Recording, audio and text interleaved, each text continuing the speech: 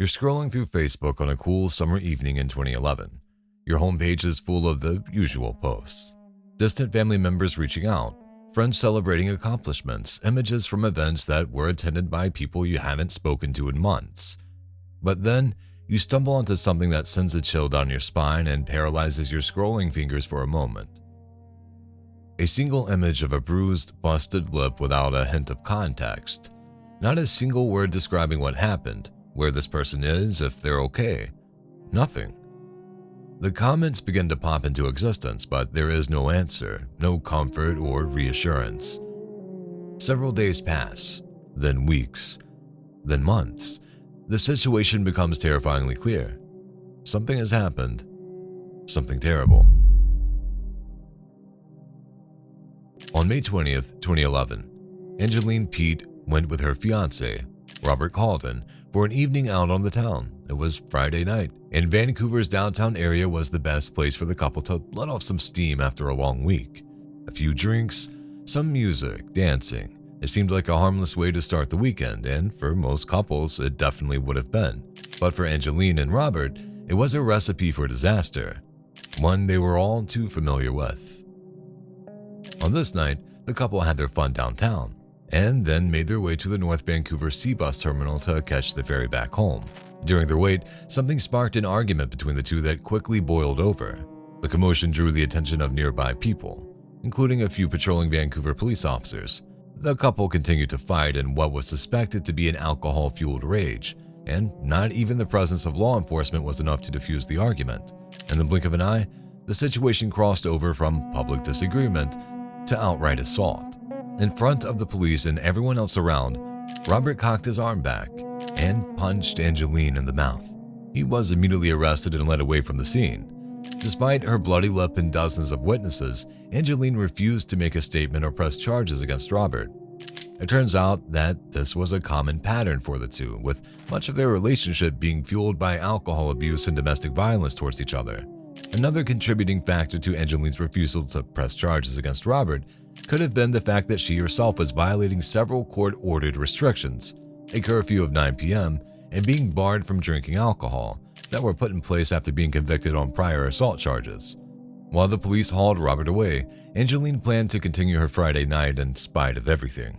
That much is clear from texts that were sent between her and her friend Calvin Scow.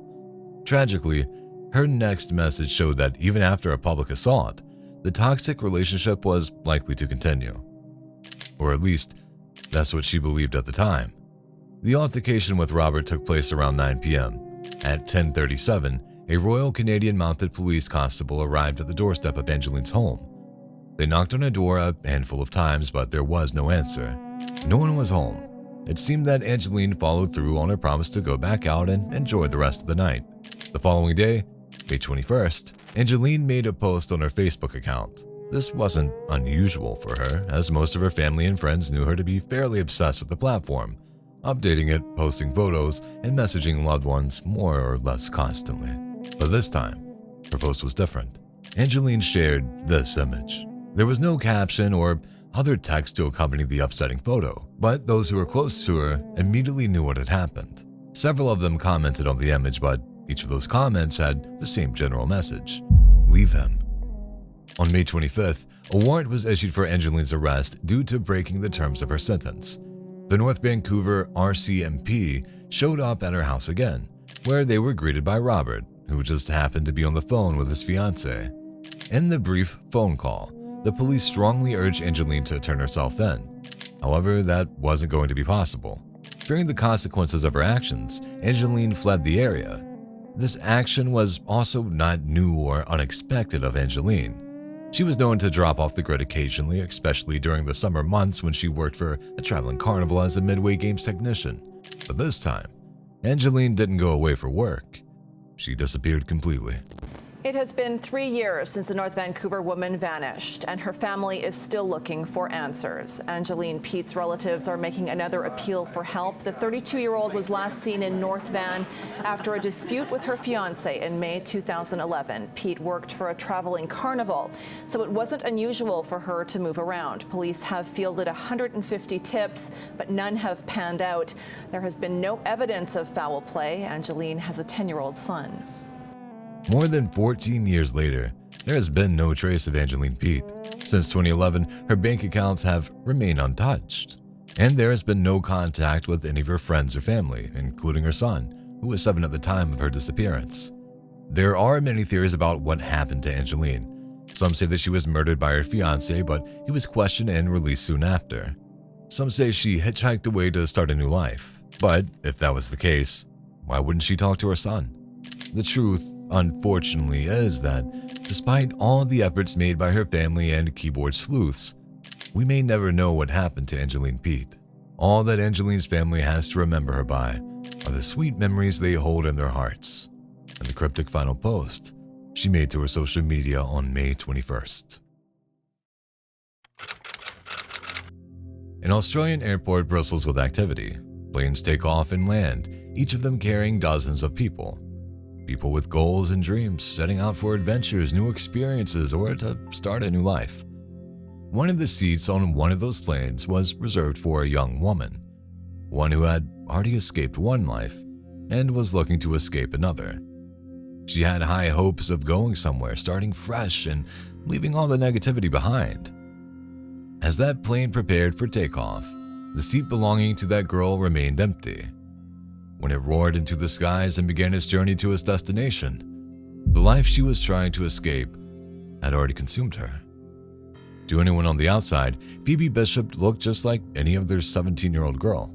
However, she was dealing with problems much bigger than herself on the inside, fighting battles no child should have to face on their own. Unfortunately, as is so often the case, Phoebe's struggles would go unnoticed by most until it was far, far too late. On May 15th, 2025, Phoebe Bishop went missing. She's now been missing a week, and tonight the investigation into teenager Phoebe Bishop's disappearance is deepening. For the first time, we're hearing from those who know her best. She was scheduled to board a flight to Western Australia to meet her boyfriend, a trip she was excited to make, judging by her final text to a close friend. "I take off to WA in 3 days. I get out of this shit home for a bit, so that'll be good." She never made it onto that plane. Despite being only 17, Phoebe was no stranger to bad living situations. Due to a poor relationship with her parents, she moved out years before her disappearance. Her most recent home, the one she referenced in the text to her friend, was a rundown house located in the rural township of Gingin, Queensland. Phoebe lived there with 2 housemates, 34-year-old James Wood and 33-year-old Takina Bromley. It's not clear what Phoebe's relationship was with these much older people, but close neighbors have described the household as chaotic, neglected, and filthy. Few people knew Phoebe was living there, and even fewer knew what she was going through.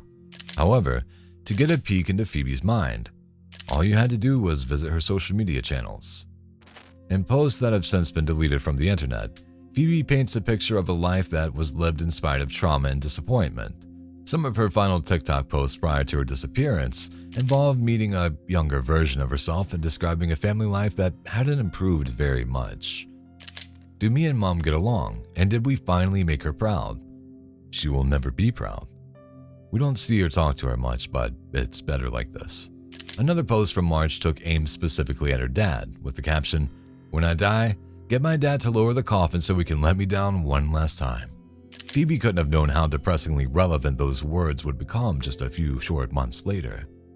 On June 6, 2025, local police recovered human remains from Goodnight Scrub National Park. 11 days later, those remains were confirmed to be what was left of Phoebe Bishop.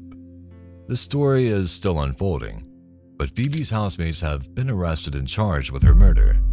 They are currently awaiting trial.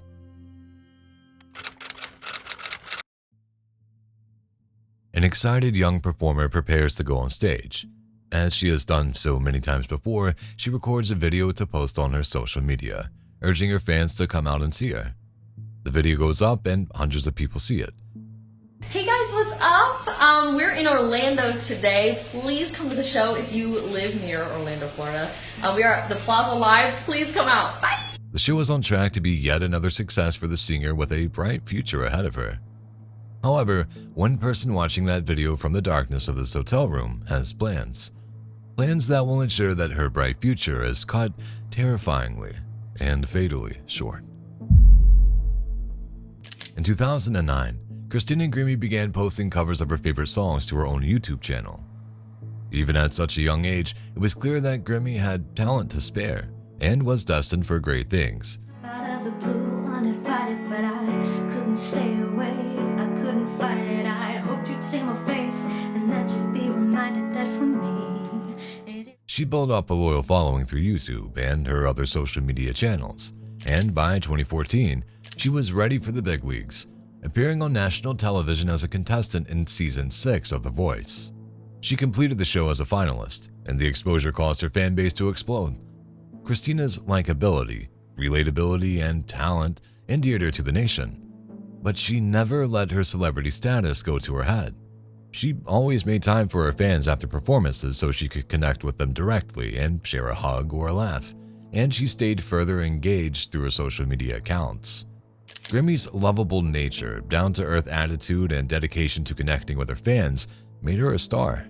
But, unfortunately, as we have seen so many times before, the star that burns twice as bright burns half as long. On May 5th, 2016, Christina Grimmie announced that she would be joining the band Before You Exit for the All the Lights tour.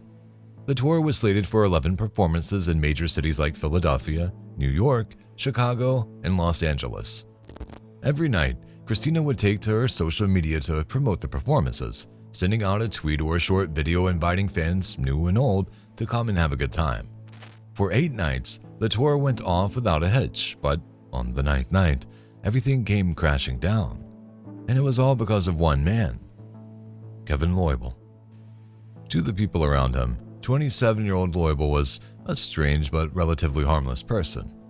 He worked part-time at Best Buy, mostly on the weekends.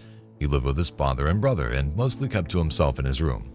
He spent a possibly unhealthy amount of time on his computer with his windows covered with tinfoil due to a reported aversion to light. While Kevin Loibl had no history of violence or mental illness, he would eventually prove to the world that he was definitely not harmless. Corey Dennington, Kevin's childhood friend and co-worker at Best Buy, knew something his family didn't. He was obsessed with Christina Grimmie. After discovering her through one of her YouTube videos in 2015, Grimmie became Kevin's entire world.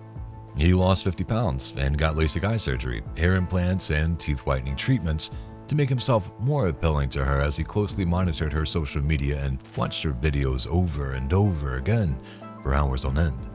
Kevin's obsession only grew as the months passed, and when Christina announced the All Lights tour in May 2016, the obsession took a deadly turn. On June 10th, Christina would be performing at the Plaza Live in Orlando, Florida, just over 2 hours from Kevin's home in St. Petersburg. On June 9th, he packed a Nike drawstring bag with supplies that included toiletries, a hunting knife, 2 legally acquired handguns, and 3 boxes of bullets. Before he departed, he visited Corey at Best Buy, pulling him close and said, "I love you, brother. I'm ready to ascend." At 7 p.m. on June 10th, Christina posted this video to Facebook along with a similarly excited tweet. Hey guys, what's up? We're in Orlando today. Please come to the show if you live near Orlando, Florida. We are at the Plaza Live. Please come out. Bye. It was so similar and expected that no one could have guessed that it would be the last video she would ever upload. The show started at 7:30 p.m. Christina performed first, while Kevin Loibl looked on from the back of the room. The performance ended at 10 p.m., and Christina immediately started her meet and greet for her excited fans. Kevin got in line, and he was clearly the oldest person there. At 10:24, Kevin made it to the front of the line. Christina greeted him, but Kevin didn't say anything. Christina opened her arms and invited Kevin in for a hug, something she did for anybody she thought that might be too shy to talk to her. That's when Kevin took out his gun, aimed it straight at Grimmie, and fired 3 times. Christina Grimmie passed away from her wounds at Orlando Regional Medical Center. After her death, there was an outpouring of love from Grimmie's fans and the people she had worked with over the years. Her videos continue to be viewed and enjoyed even today, and her infectious charisma lives on through her social media. However, for all the love and appreciation she continues to receive online, there was a moment soon after her passing that disturbed the entire internet. It was a single tweet posted from her official Twitter account on June 11th, the day after she died. Believed to be the work of a particularly tasteless hacker, it simply read, "The End."